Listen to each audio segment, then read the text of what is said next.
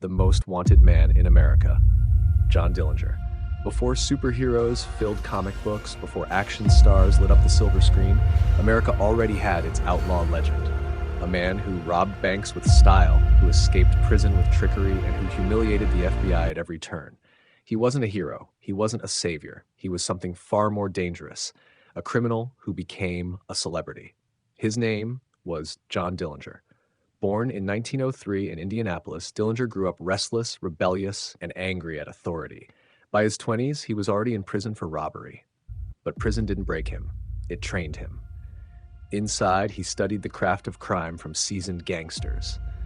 By the time he walked out in 1933, America was deep in the Great Depression, and Dillinger was ready to seize his moment.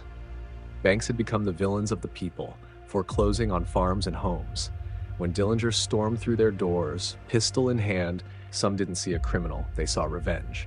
He leapt counters like a jackrabbit, charmed hostages, and sometimes even spared lives. The newspapers turned him into a star. The public devoured every headline. But one man refused to be humiliated: J. Edgar Hoover. The young director of the FBI declared war on Dillinger, branding him public enemy number one. For the first time in history, the U.S. had a most wanted man. The chase was relentless. Dillinger escaped jails with wooden pistols, slipped through police traps, and even had crude surgery to disguise his face. He was everywhere and nowhere.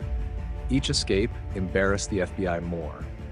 In 1934, betrayed by a woman remembered as the Lady in Red, Dillinger walked into the Biograph Theater in Chicago.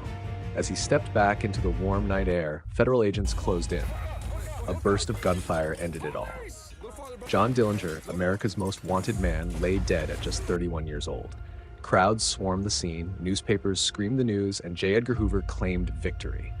To some, Dillinger was just a violent criminal. To others, he was a folk hero who defied a broken system. His story still asks a haunting question: why do we turn outlaws into legends? John Dillinger may be gone, but America's obsession with larger-than-life figures never ended. Every generation finds a new name, a new story, a new legend. And in our next story, we turn from the shadows of crime to the brilliance of invention. The man who didn't steal fortunes, but who gave light to the world.